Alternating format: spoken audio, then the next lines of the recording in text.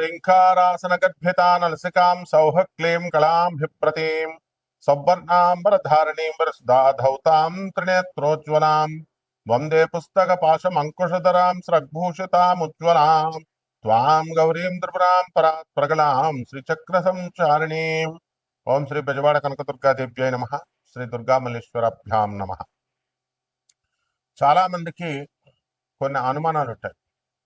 ఏమంటే మేము నిత్యం పూజ చేస్తున్నాం ప్రతిరోజు కూడా, అయినా సరే మేము కోరుకున్న కోరికలు తీరడం లేదు. ఎవ్వరు ఏ పూజలు ఏ రోజు కూడా చేయనటువంటి వాళ్ళందరూ కూడా చాలా సుఖంగా సంతోషంగా జీవితాన్ని గడుపుతున్నారు. మరి మాకు వచ్చేసరికి ఇల్లు లేదు, స్థలాలు కొనుక్కోలేకపోయాం, అలాగే మా పిల్లలందరూ కూడా మంచి ఉద్యోగాల్లోకి రాలేకపోయారు, పెళ్ళిళ్ళు అనేటటువంటివి కొంతమందికి బ్రేక్ అయిపోయినాయి. ఇలాంటి రకాల సమస్యలు. ఈ సమస్యల కోసమని మేము కొంతమంది జ్యోతిష్కుల దగ్గరికి వెళ్తే వాళ్ళు రెమెడీస్ పేరుతో లక్షల రూపాయలని మా దగ్గర నుంచి తీసుకొని హోమాలు చేశారు, ఆ తర్వాత పూజలు జరిపించారు. ఇవన్నీ కూడా జరిగినాయి. అయితే మరి మాకు ఫలితాలు ఎందుకు రావడం లేదండి అనేటటువంటి డౌట్ చాలా మందికి ఉంటుంది. అది కేవలము దానికి ఆన్సర్ ఏంటంటే మీ తప్పే. ఎలా అంటే ఎవరు చెప్పరు ఎవరు మంచి గురువులు ఎవరు చెడ్డ గురువులు. మంచి గురువు ఎప్పుడు కూడా నేను మంచి గురువుని అని చెప్పుకోడు, అసలు నేను గురువునే అని చెప్పుకోడు ఆయన. షిరిడి సాయినాథుడు, దత్తాత్రేయుల వారు, నాథ సాంప్రదాయంలో వీళ్ళంతా మత్స్యేంద్రుడు, వీళ్ళంతా కూడా శ్రీపాద వల్లభుడు వచ్చి గురుదేవులు రెండవ అవతారమైనటువంటి దత్తాత్రేయ రెండవ అవతారమైనటువంటి నృసింహ సరస్వతి స్వాముల వారు వచ్చి నేను నీ గురువును, నా దగ్గరికి రా, నేను నీ సమస్యలు తీరుస్తానని ఎక్కడన్నా చెప్పినట్టు గురు చరిత్రలో ఉందా, లేదా శ్రీపాద వల్లభ చరిత్రలో ఉందా? చెప్పుకోరు. ఎవర్రా పబ్లిసిటీలు చేసుకుంటారంటే బయట ఏమీ లేనటువంటి వాళ్ళు పొట్టకూటి కోసం వచ్చినటువంటి వాళ్ళు పూజారులు, జ్యోతిష్కులు, సాధువులు, పీఠాలు ఆశ్రమాలు పెట్టి సాధువుల కింద ఉంటారు. వీళ్ళు ఎన్నటికీ కూడా ప్రవచనకారులు, వీళ్ళంతా ఎన్నటికీ కూడా గురువులు కాలేరు వీళ్ళు. ఎందువల్లంటే గురువు అంటే ఏంటి? పరమహంస యోగానందుల వారు యోగదాస్ సత్సంగ అధ్యక్షులు, గురుదేవులైనటువంటి మహావతార్ బాబాజీ గారి శిష్యులైనటువంటి లహరి మహాశేషుడు శిష్యుడు యుక్తేశ్వర బాబాజీ, యుక్తేశ్వర బాబాజీ యొక్క శిష్యుడు పరమహంస యోగానందుల వారు, వారి శిష్యులు శాంతానందగిరి గారు. ఆ శాంతానందగిరి వారు మా గురువు గారు, వైఎస్ఎస్ రాంచీలో ఉంది.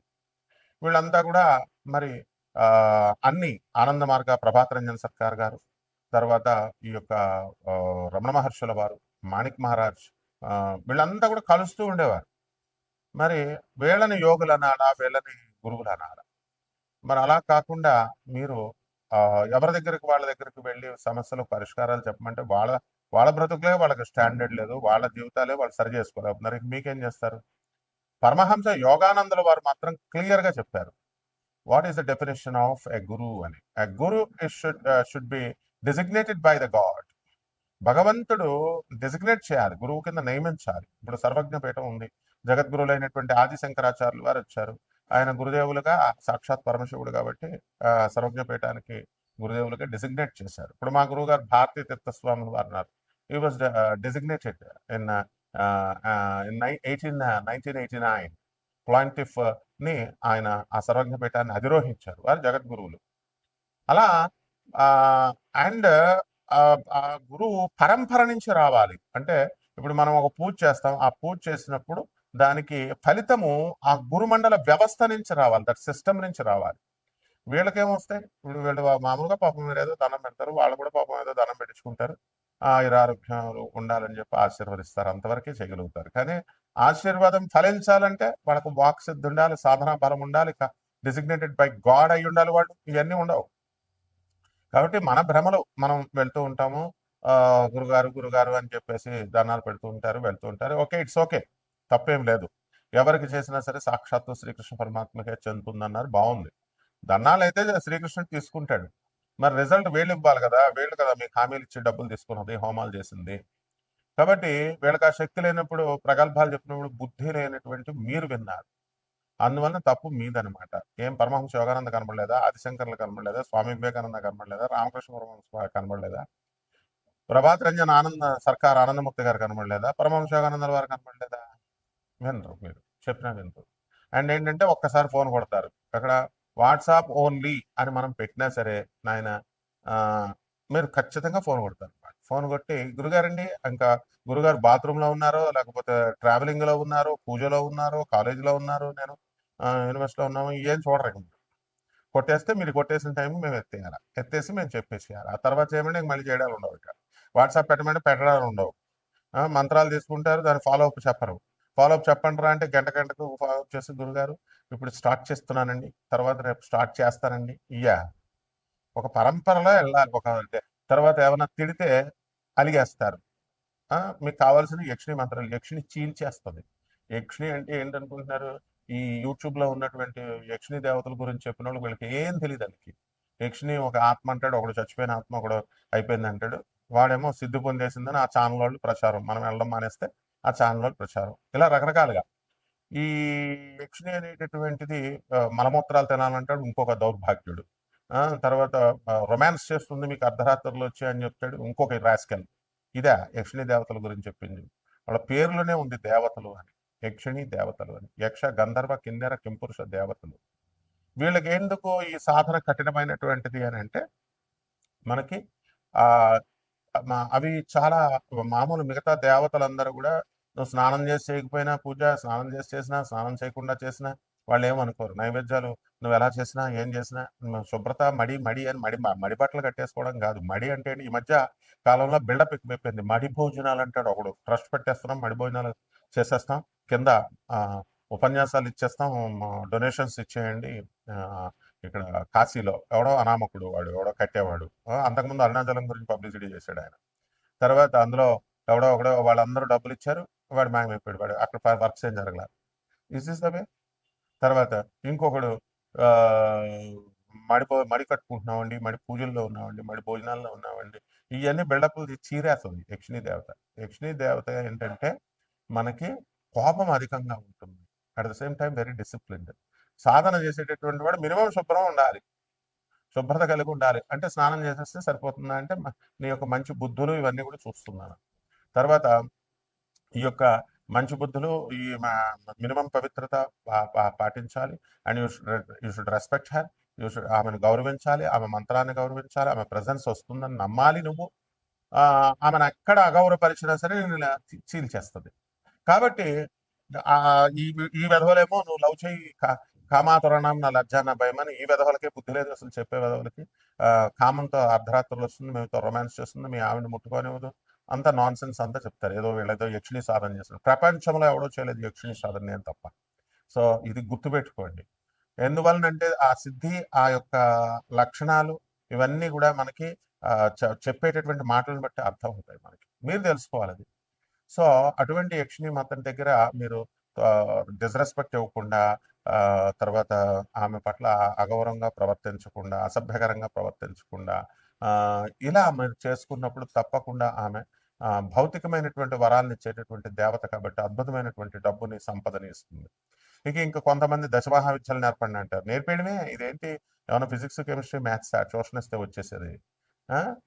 ఐఐటి ఇచ్చేస్తామని చెప్తారు నారాయణ శ్రీ చైతన్య వాళ్ళు, ఏదో ఐఐటి సీట్లు వీళ్ళ చేతుల్లో ఉన్నట్టు మేము ఇప్పించేస్తాం. ఆకాష్, ఐఐటి ఫిడ్జీ అంతా ఐఐటి చేత వాళ్ళ వాళ్ళ కౌన్సిలర్లు చెప్తారు ఐఐటి ఇచ్చేస్తామండి డైరెక్ట్ సీటు.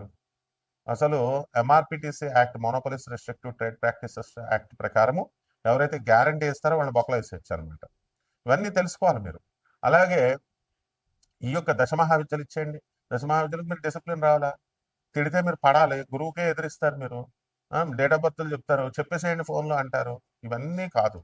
అలాగే కోటాను కోట్ల మంది కామన్ ప్లాట్ఫారం మీద చెప్పబడేటటువంటి రాశులు ఇవి.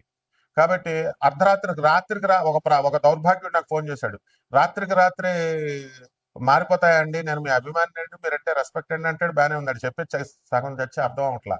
ట్రావెలింగ్ లో ఉన్నప్పుడు అప్పుడు కొడతారు అనమాట. ఏమంటే నిన్నటి దాకా బాలేంది, జూన్ 1 వరకు బాలేని జాతకము, జూన్ ట్రాన్సిషన్, జూన్ 2 నుంచి గురుడు మిథున రాశి నుంచి కర్కాటక రాశిలోకి వచ్చేస్తున్నాడు, అర్ధరాత్రికి రాత్రి మారిపోద్ది అంటారు. బుద్ధి లేని విధవ. ఫస్ట్ అసలు జాతకాలు మారడం అంటే రాశి ఫలాలు, ఈ గాడిదలు చెప్పేటటువంటి అందరూ ఇది జాతకాలు మారిపోతాయి, ఈ పూజలు చేసేస్తే మారిపోతాయి, ఇది చేసేస్తే మారిపోతాయి అని చెప్తే నువ్వు చేయించుకున్నావు. చేయించుకున్నటువంటి వాళ్ళకి ఏమైనా మారిందా? నువ్వు ₹1 ఇవ్వలేదు, పావలా ఇవ్వలేదు, స్టూపిడ్ ఫెలో. మారిపోద్దా అని నువ్వు డిస్కషన్స్ చేయడానికి ఆ ఫోన్ నెంబర్ పెట్టింది. నేను ఏమైనా మీ ఫ్రెండ్, నా 2 hours టైం, 2 minutes టైం అని అంటారు. And world number 1 astrologer and 20 కంట్రీస్లో ఉన్న 600 ఆశ్రమాస్కి, ఆనంద్ మార్గ ఆశ్రమానికి, ఆ తర్వాత ఇండియాలో ఉన్నటువంటి 300 ఆ, ఆశ్రమాలకి రిప్రజెంటేటివ్ గురువుని నేను, ఇంటర్నేషనల్ కోఆర్డినేటర్ని. అరే, పర్సనల్ అపాయింట్మెంట్ అంటారు కొంతమంది. పర్సనల్ అపాయింట్మెంట్ అనేది కుదరదు. బికాస్ యాజ్ ఎ ప్రొఫెసర్ నాకు మొత్తం ఆల్ ఇండియాలో ఉన్నటువంటి స్టూడెంట్స్ని మేము చూసుకోవాలి. సివిల్ సర్వీసెస్ ఇలాంటి ఎగ్జామ్స్ రాసేవాళ్ళు ఉంటారు.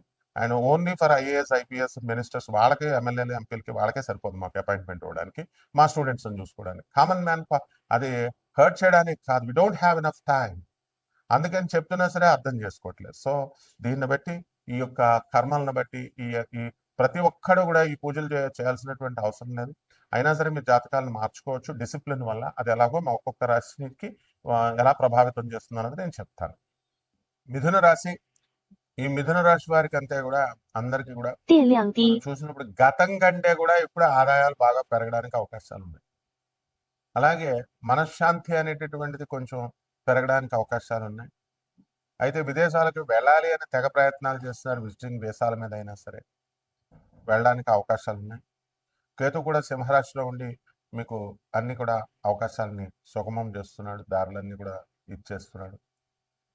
మిథున రాశి వాళ్ళందరూ కూడా వేరే వేరే దేశాల్లో ఉద్యోగాల కోసం, ప్రమోషన్స్ కోసం వెళ్ళారు. 2-3 సంవత్సరాలు అయింది.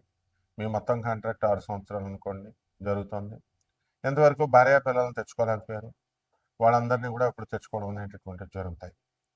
కొంతమంది మిథున రాశి వాళ్ళకి భార్య భర్తల మధ్య కాకుండా బంధువులతో కొంచెం కొంచెం డిస్టెన్స్ అనేటటువంటిది వస్తుంది. ఎందువల్లంటే వాళ్ళు మీకు ప్రేమను పెంచినా మీరు వాళ్ళకి ప్రేమను రెసిప్రొకేట్ చేయలేదు అనేటటువంటి ఉద్దేశంతో వాళ్ళు కొంచెం దూరంగా ఉండడము, మీరు వాళ్ళ పర్సనల్ డీటెయిల్స్లోకి వెళ్ళి పర్సనల్గా సలహాలు ఇవ్వడము, ఇలాంటివన్నీ కూడా చేయడం కొంచెం ఈ యొక్క లక్షణాలు. ఈ బుధుడు మే 29, 2026 సంవత్సరం తర్వాత శుక్రుడితో కలిసి ఈ యొక్క మిథున రాశిలోకి వస్తాడు. అలాగే డిసెంబర్ 5 తర్వాత ఈ యొక్క గురువు కర్కాటక రాశిలోకి కేతువు రావడం, అక్కడి నుంచి ధన ఆదాయం అనేటటువంటిది తగ్గడము, అలాగే దేవుడిపైన విశ్వాసం తక్కువ మిథున రాశి వాళ్ళకి ఇంకా కొంచెం డౌన్ఫాల్ అవ్వడము, ఇలాంటివన్నీ కూడా జరగడానికి అవకాశాలు ఉంటాయి. అలాగే ఈ మిథున రాశి వారు సాఫ్ట్వేర్ ఉద్యోగాలు చేస్తున్నటువంటి వాళ్ళకి ప్రమోషన్స్ కోసం ఎదురు చూస్తూ ఉన్నారు. కొంతమంది లే ఆఫ్ల్లో ఉద్యోగాలు పోగొట్టుకున్నటువంటి వాళ్ళు ఉన్నారు. వాళ్ళందరికీ కూడా ఉద్యోగాలు అనేటటువంటివి తిరిగి రావడానికి అవకాశాలు ఉన్నాయి. ఎక్కడో చోట, పాత చోటే కాదు. క్యాంపస్ ఇంటర్వ్యూలు, సెలక్షన్స్, బిజినెస్లు, హాస్టల్లో పెట్టడాలు, ఈ యొక్క ఈ హోల్సేల్ వ్యాపారాలు, ఇవన్నీ కూడా బ్రహ్మాండంగా మీకు ముందుకు వెళ్తారు. అలాగే మనశ్శాంతి లోపం అనేటటువంటిది చాలా అధికంగా ఈ మిథున రాశి వారికి ఉంటుందన్నమాట. కాబట్టి వీటిలన్నింటినీ దాటుకొని మీరు కొత్త వ్యాపారాల్లో, వ్యవసాయదారులు అవనివ్వండి, ఫర్టిలైజర్స్ అవనివ్వండి, హార్టికల్చర్ అవనివ్వండి, పౌల్ట్రీలు పెట్టడము, ఇలాంటి అన్నిటిలో కూడా లాభదాయకంగా ఉన్నాడు. కాబట్టి చేసేటటువంటి వృత్తి దగ్గరకు వచ్చేసరికి సక్సెస్ అనేది ఉంది. కాబట్టి బాగా చేయండి. ఇక పరిహారాల దగ్గరకు వచ్చేసరికి ఈ యొక్క కేతుకి మనం కేతు జపం చేయండి, కేతు స్తోత్రాలు చదవండి. కేతుకి కిలోంపావు ఉలవల్ని ఆవుపేడ రంగు ఉన్నటువంటి వస్త్రాలను కానీ, మల్టీ కలర్డ్ వస్త్రాలు నుంచి పేద బ్రాహ్మణులకు సోమవారం నాడు 7 గంటలకు దానం చేసుకోండి. దశ మహావిద్యల్లో ఒకటైనటువంటి మహాకాళి అమ్మవారి యొక్క హోమాన్ని మీ ఇళ్లలో చేసుకోవడం, మంత్ర జపం చేసుకోవడం, ఏదో 36 యక్షిణీల్లో ఏదో ఒక యక్షిణి మాత యొక్క మంత్ర జపం చేయడం ద్వారా బ్రహ్మాండంగా మీకు సిద్ధిస్తుంది. తప్పకుండా మీకు ఒక చెట్టుని, ఈ యొక్క జమ్మి చెట్టుని, ఏదో ఒక చెట్టుని మీ ఇంట్లో కుండీలో తెచ్చి పెంచుకోవాలి. తులసి చెట్టుకి ఏ విధంగా అయితే పూజ చేస్తున్నారో అలా చేయాలి. అలా చేసినట్లయితే బ్రహ్మాండంగా ఉండదు. శుభమస్తు.